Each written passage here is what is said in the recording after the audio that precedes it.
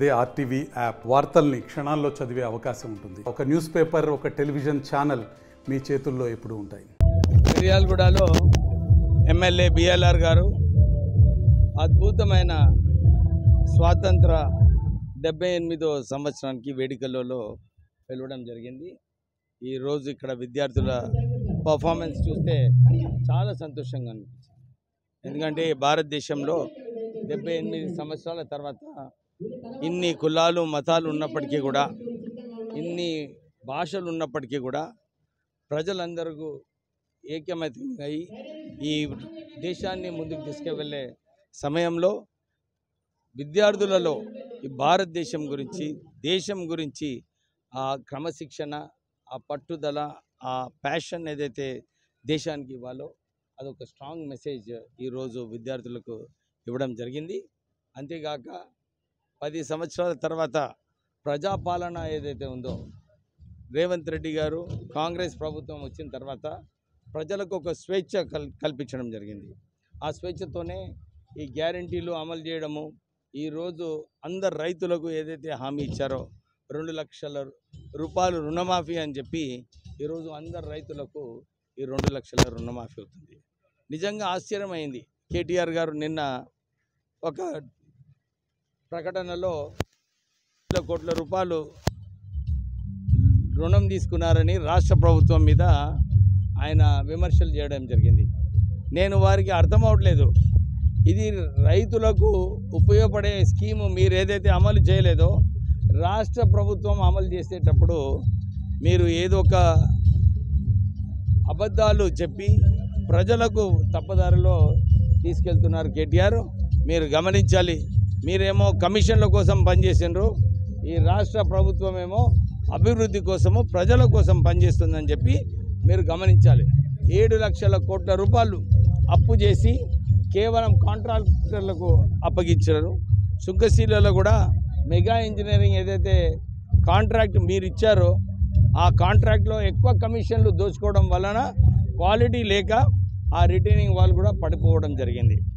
ఇంతకుముందు మీరు అందరు చూసినారు, మేడిగడ్డలో కూడా ఇదే కాంట్రాక్టర్ చేసినప్పుడు అందరు అడిగినారు, అప్పుడు ఈయనను బ్లాక్ లిస్ట్ చేయమని చెప్పి అందరూ అడగడం జరిగింది.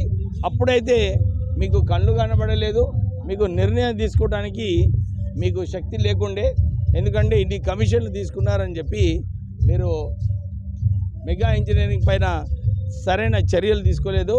అప్పుడు చర్యలు సరిగా తీసుకోలేదని ఇప్పుడు తెలంగాణ ప్రజలందరూ కూడా బాధపడుతుంది. 78వ స్వాతంత్ర దినోత్సవ వేడుకల సందర్భంలో శుభాకాంక్షలు తెలియజేసుకుంటున్నాను. మన జాతీయ పతాకం మన స్వతంత్ర భారతదేశానికి,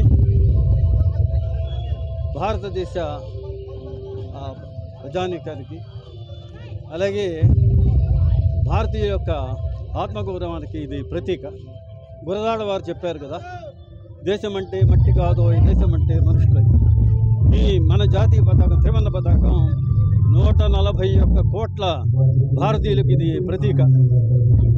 ఇక్కడ మనం గమనించదగ్గది ఏమిటంటే, ఇటువంటి జాతీయ పతాకం ఒక తెలుగువాడు రూపకల్పన చేయటం, ఆ తెలుగువాడు మన పింగళి వెంకయ్య గారు కావటం మన తెలుగు ప్రజల యొక్క అదృష్టంగా భావించవచ్చు. అందున ఆ పింగళి వెంకయ్య గారి కుటుంబంలో జన్మించడం అది నేను నా అదృష్టంగా, గౌరవం కన్నా అదృష్టంగా భావిస్తున్నాను. నేను పింగళి వెంకయ్య గారు మా మాతామహులు, మా అమ్మగారి నాన్నగారు. మా అమ్మగారు ఘంటసాల సీతామహాలక్ష్మి 100 సంవత్సరాలు ఈ 2 నెలల క్రితమే పరమపదించారు. పింగళి వెంకయ్య గారి గురించి నేను ప్రత్యేకించి ఆయన గొప్పతనాల గురించి అన్నీ మీకు తెలుసు, మళ్ళీ చెప్పాల్సిన పని లేదు.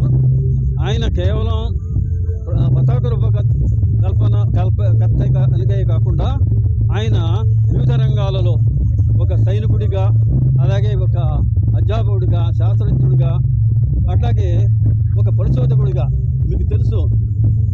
ఆయనకి ఈ ప్రాంతంతో చాలా అనుబంధం ఉంది. పింగళి వెంకయ్య గారికి 1906లో ఆయన మునగాల ప్రాంతానికి, మన మునగాల ప్రాంతానికి, అది అప్పటి రాజాగారు రాజా రంగయ్యప్పారావు ఒత్తూరు గారి ఆహ్వానం మేరకు ఇక్కడికి వచ్చారు.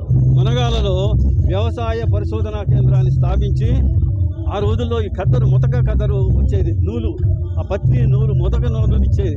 ఆయన పరిశోధనలు చేసి ఇక్కడే ఈ కాంబోడియా పత్తి అనేటువంటిది అతి సున్నితమైనటువంటి ఆ నూలు రకాన్ని ఇచ్చేటువంటి పత్తిని మన ఈ మునగాలలో అది నడిగూడెం మీకు అందరికీ తెలిసిన విషయాన్ని చెప్పక్కర్లా, అది ఆయన రూపకల్పన చేశారు. ఆయన అనేక కార్యక్రమాలు చేశారు. అది ఇక్కడ నేను యువతకి ఒక సలహా ఇస్తున్నాను, ఒక సూచన అనుకోండి, మీరు ఏదన్నా అనుకోండి. ఈ రోజుల్లో యువతకి మన స్వాతంత్ర్యం అది అంత తేలిగ్గా వచ్చింది కాదండి. ఎంతోమంది మహనీయుల త్యాగాల యొక్క ఫలితం ఇది. సో ఈ స్వాతంత్ర్యం యొక్క దాని విలువని మన యువత తెలుసుకోవాలి. తెలుసుకుని వారు ముఖ్యంగా నేను చెప్పేది ఏమిటంటే, మన గురజాడ వారు చెప్పారు, ఆయన చెప్పింది ఏమిటంటే, మీరు సొంత లాభము కొంత మారుకు పరుల కోసం పాటుపడవాలి. అలాగే పూర్వ అమెరికా అధ్యక్షుడైనటువంటి జాన్ ఎఫ్ కెనడీ ఆయన సమాధి మీద కూడా అది లిఖించబడి ఉంటుంది. అది మీకు తెలిసినవే. Ask not what the country can do for you, ask what you can do for your country. Gurajada వారు చెప్పిందే ఆయన చెప్పడం జరిగింది. నేను ఇచ్చే సలహా వారిని స్ఫూర్తిగా తీసుకోండి. యువత దేశభక్తిని పెంపొందించుకోండి, దేశానికి ఉపయోగించే పనులు చేయండి. జై హింద్. మరిన్ని వీడియోస్ కోసం ఛానల్ ని సబ్స్క్రైబ్ చేయండి, లేటెస్ట్ అప్డేట్స్ కోసం వాట్సాప్ ఛానల్ ని ఫాలో చేయండి, అండ్ లింక్ డిస్క్రిప్షన్ లో ఉంది.